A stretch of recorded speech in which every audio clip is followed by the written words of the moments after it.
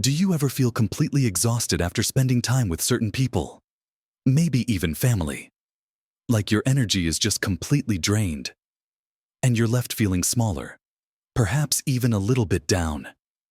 It's a surprising truth that as we get older, the relationships in our lives, the people we spend time with, become even more important for our well-being.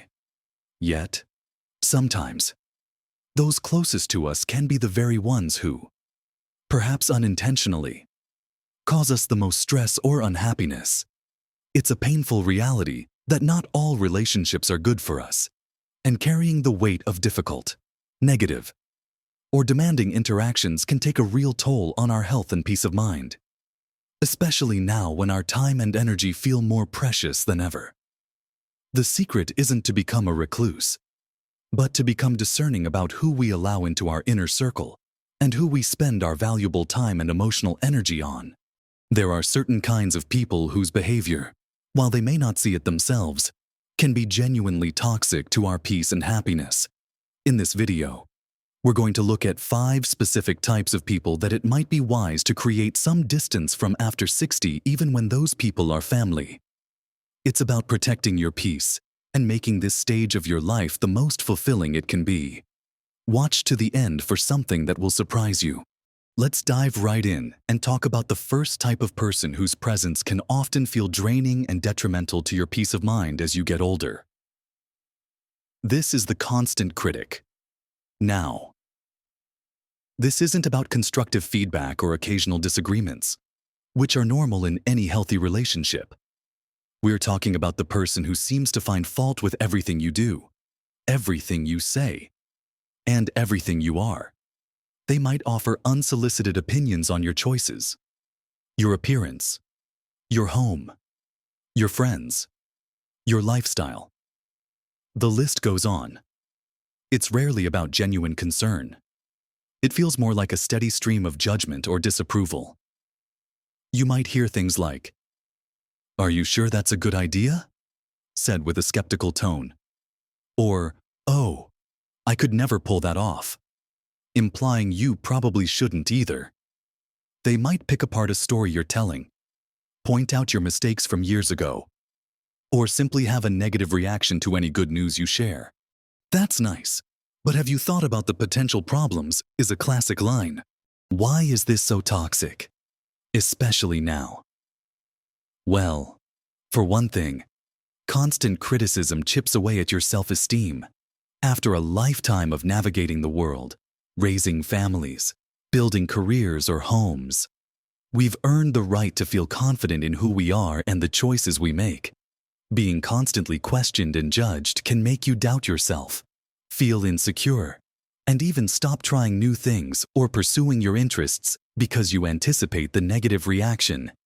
It creates an environment where you feel like you have to justify yourself constantly, which is exhausting. Think about how you feel after spending an hour or two with someone like this. Do you leave feeling energized and positive? Or do you feel defensive, drained, and maybe even a little bit anxious? The constant need to defend yourself or brace for the next critical comment is a huge drain on your emotional resources. Furthermore, this kind of criticism often isn't even about you.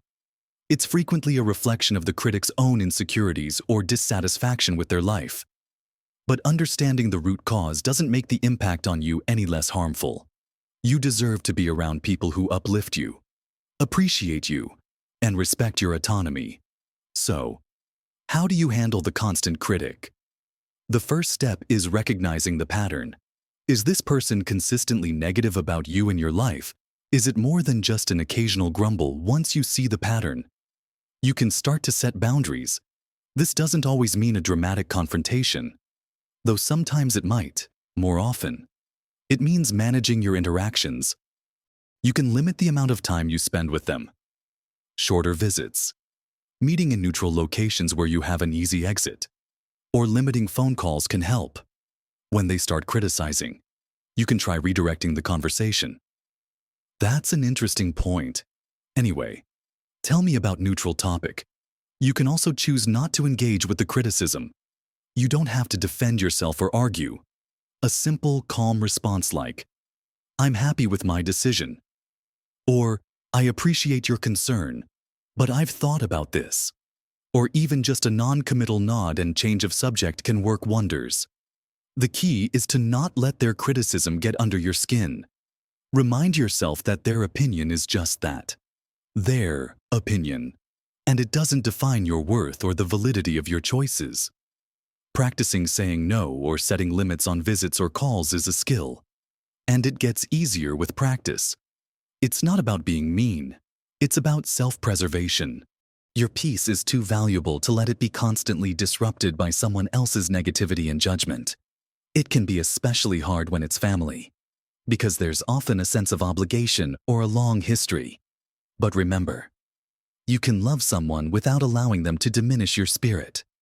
Setting boundaries is an act of self-respect, and it can actually, in some cases, improve the relationship dynamic by changing the pattern of interaction, or, at the very least, protect you from its harmful effects.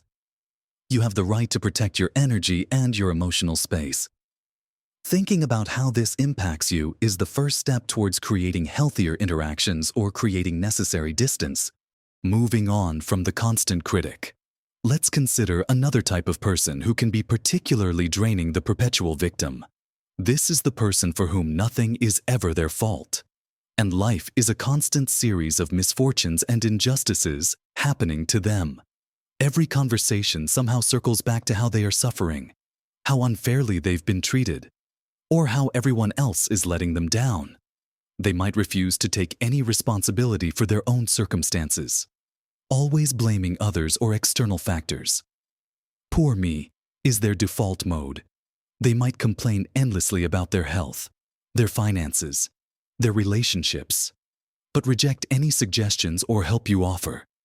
If you try to find a solution, they'll explain why that won't work, or why someone else is preventing them from trying it. Spending time with a perpetual victim can leave you feeling incredibly heavy and helpless.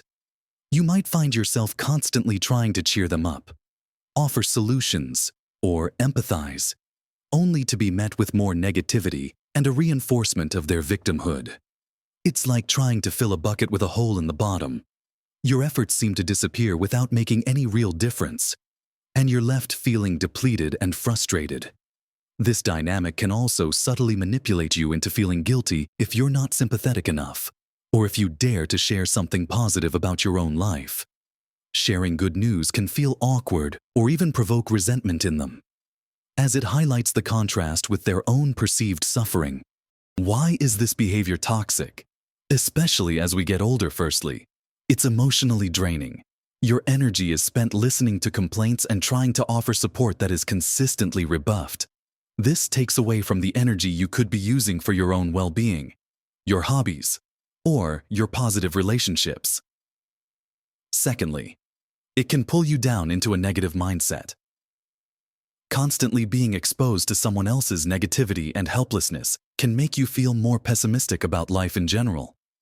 Thirdly, it can create an unhealthy dynamic where you feel obligated to be their rescuer or therapist, which is not a healthy foundation for any relationship.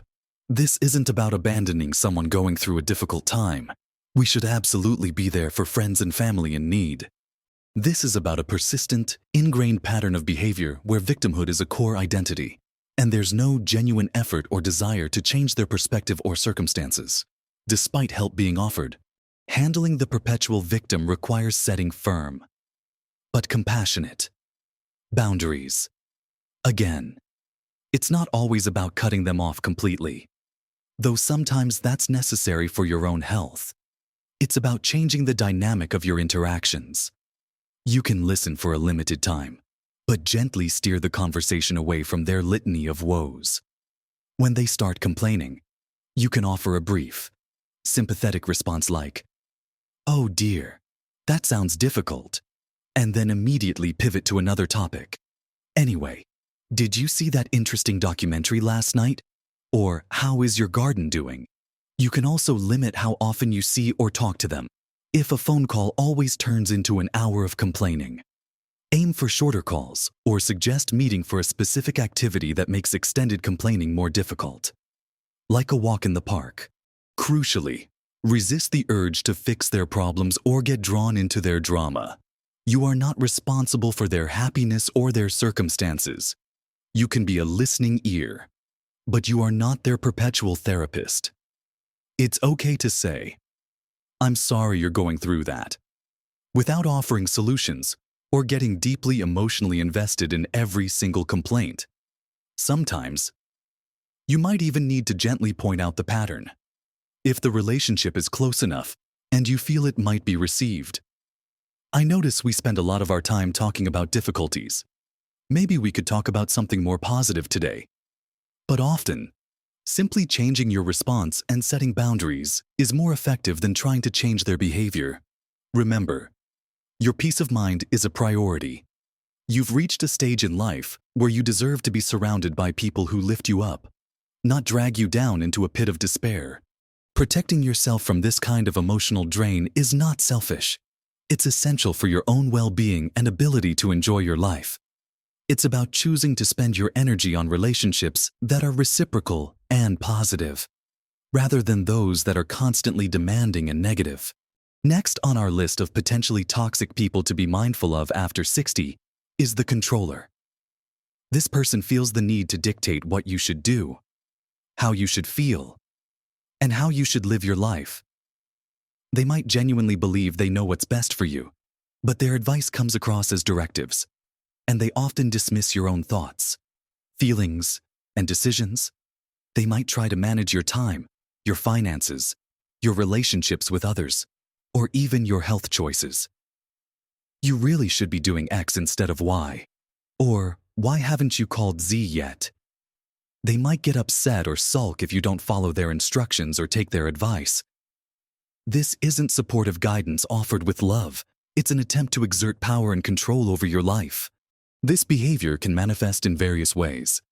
It could be a family member who constantly tells you how to manage your money or health, even if you're perfectly capable. It could be a friend who tries to dictate your social schedule or your hobbies. They might use guilt or manipulation to get you to do what they want. "If you really cared about me, you would do this." Or, "I'm just worried about you. That's why I need you to do X." They often struggle with the idea of you being an independent adult with your own agency and preferences, especially as you enter a new phase of life. They might see your increasing independence or changing routine as a threat to their perceived role in your life. Why is being around a controller particularly harmful at this stage of life? Because you have earned the right to make your own decisions and live your life on your own terms, free from undue influence or pressure. Having someone constantly trying to control aspects of your life is incredibly disempowering. It can make you feel incompetent, lose confidence in your own judgment, and even start to resent the person. It's a form of disrespect. They are not treating you as a capable adult who is able to manage their own affairs.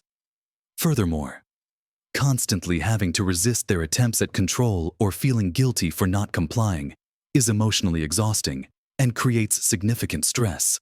Your later years should be about enjoying your freedom and pursuing your passions, not constantly navigating someone else's need for control. Handling a controller requires asserting your independence and setting clear boundaries. This is often easier said than done, especially with family members who have perhaps always operated this way. But it's crucial for your autonomy and well-being. When they try to tell you what to do, you can calmly and firmly state your position. "I appreciate your suggestion, but I've decided to do things this way." Or, "Thank you for your input, but I'm comfortable with my plan." You don't need to over-explain or justify yourself. The less you explain, the less they have to argue with. If they persist, you can repeat your boundary or change the subject. "As I said, I'm doing it this way," followed by, "Did you watch that program last night?" You also need to be prepared for them to react negatively. Controllers often don't like it when their control is challenged. They might get angry, sulk, or try to make you feel guilty. It's important to anticipate this and not back down just to avoid their reaction. Their reaction is their responsibility, not yours. You are simply asserting your right to live your own life. Limiting the amount of personal information you share with them can also be helpful. If they don't know the details of your decisions, they have less to try and control. Ultimately, dealing with a controller is about reclaiming your power and agency. It's about standing firm in your right to live your life the way you choose, making your own decisions, and learning from your own experiences. You are the expert on your own life, and you don't need anyone else trying to manage it for you. Protecting yourself from this kind of overreach is vital for maintaining your independence and self-respect. Moving on to the fourth type of person that can be quite toxic to your peace and happiness, especially as you value calm and contentment more and more, is the negativity spreader. This is the person who consistently sees the worst in every situation, complains about everything and everyone, and generally brings a dark cloud with them wherever they go. Their conversations are dominated by bad news, gossip, complaints about trivial things, and a general sense of doom and gloom. They might revel in drama or setbacks, either their own or others. Every silver lining has a cloud attached for them. "It's lovely weather today," you might say. Their response, "Yes, but they say it's going to rain tomorrow, and the pollen count is terrible. And did you hear about terrible event?" Being around a negativity spreader is like breathing in stale, polluted air. Their constant pessimism can be infectious and incredibly draining. It's hard to maintain a positive outlook or feel cheerful when you're constantly being bombarded with negativity. They can suck the joy out of any occasion and make even simple interactions feel heavy and unpleasant. It's not just about having a bad day or needing to vent occasionally. That's normal. This is a pervasive, ingrained pattern of negativity that seems to be their default mode of interacting with the world. They might even seem uncomfortable with positivity or happiness, perhaps subtly undermining it when you express it. Why is this particularly toxic in later life? Because at this stage, we're often seeking more peace, joy, and appreciation for the simple things. We want to focus on the positive aspects of life, reflect on good memories, and enjoy the present moment. Being constantly exposed to negativity makes this incredibly difficult. It can weigh you down, increase your stress levels, and even impact your physical health. Your mindset has a powerful effect on your well-being, and constant exposure to negativity can shift your own perspective in an unhealthy direction. You deserve to spend your time with people who uplift you, who find reasons to smile, and who appreciate the good things in life, no matter how small. Dealing with a negativity spreader requires conscious effort to protect your own emotional state. You can't force them to be positive, but you can control how much their negativity affects you. One strategy is to limit the amount of time you spend with them, or the frequency of your interactions. Shorter visits or phone calls can reduce your exposure. When they start spreading negativity, you can try to interrupt the pattern by introducing a positive or neutral topic. "I'm sorry to hear that. On a different note, I saw the most beautiful bird in my garden this morning." Or, "Let's talk about something else. Did you read that interesting article?" You can also practice disengaging emotionally from their complaints. Listen politely if you must, but try not to get drawn into the drama or let it affect your mood. Imagine their negativity as a shield you can put up. Let their words bounce off without penetrating your inner calm. You don't have to agree with their negative outlook or participate in their complaining. It's okay to respond with simple acknowledgement without adding fuel to the fire. "Oh, I see." Or, "That's difficult." You can also gently set a boundary about the conversation topic. "I'd rather not talk about that right now. Could we talk about something else?" This might feel awkward at first, but your peace of mind is worth a little discomfort. Ultimately, protecting yourself from constant negativity is about preserving your own emotional energy and maintaining a positive outlook on life, which is essential for a happy and fulfilling later life. Finally, let's talk about the fifth type of person whose company might be best limited after 60, the envier or competitor. This is someone who struggles to be genuinely happy for your successes or good fortune. Instead of celebrating with you, they might downplay your achievements, find something negative to say, or immediately bring up their own supposed superiority or misfortunes. If you share something good that happened, their response isn't joy for you, but perhaps a subtle jab, a reminder of their own perceived lack, or an attempt to one-up you.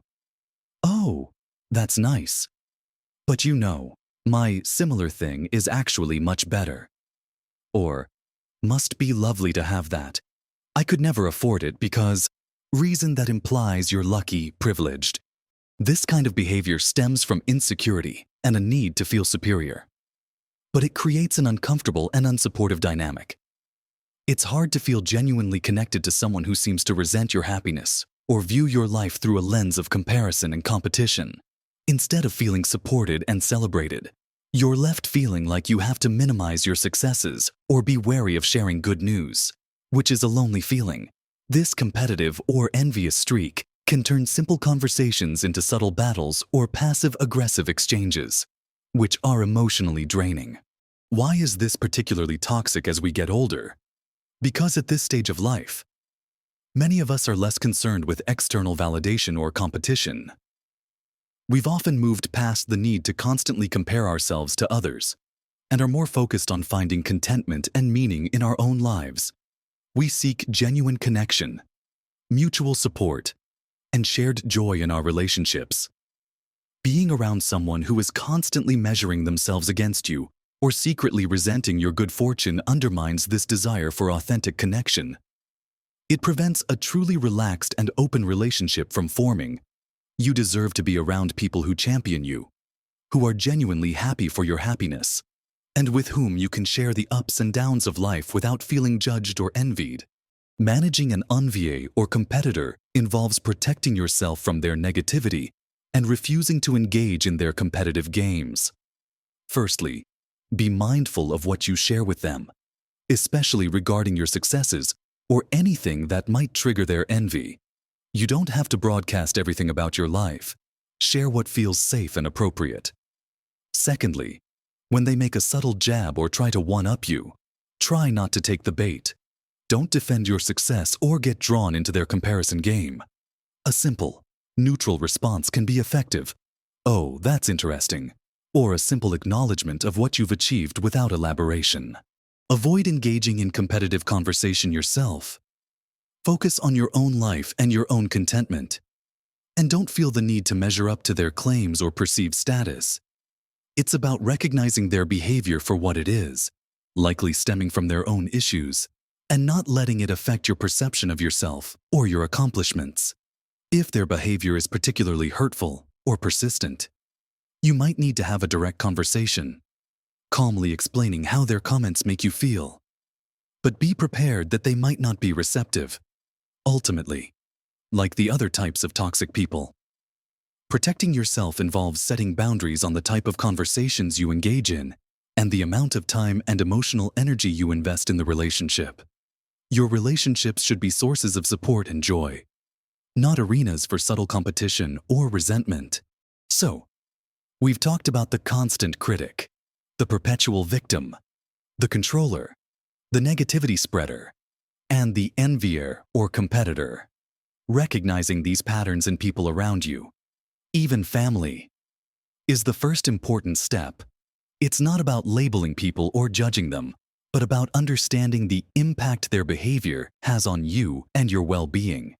It's about acknowledging that some relationships, no matter the history or the connection, might be costing you more in terms of peace and happiness than they are giving you. As we get older, our time and energy become increasingly valuable resources. We've reached a stage where we have a clearer understanding of who we are and what we need to be happy and healthy. Prioritizing your peace of mind is not selfish. It's essential for your overall well-being. Carrying the burden of difficult, draining, or toxic relationships can manifest physically as stress, anxiety, and even impact your immune system. Emotionally, it can lead to feelings of resentment, sadness, and depletion. You have the right, and I would argue, the responsibility to yourself to curate your social circle to support the kind of life you want to live in your later years.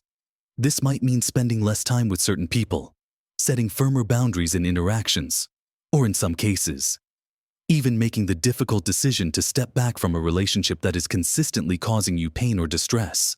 This isn't about being ruthless or uncaring. It's about self-preservation and creating space for healthier, more fulfilling relationships to flourish.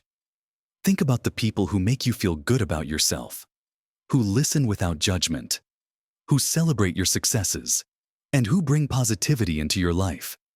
These are the relationships to nurture and prioritize.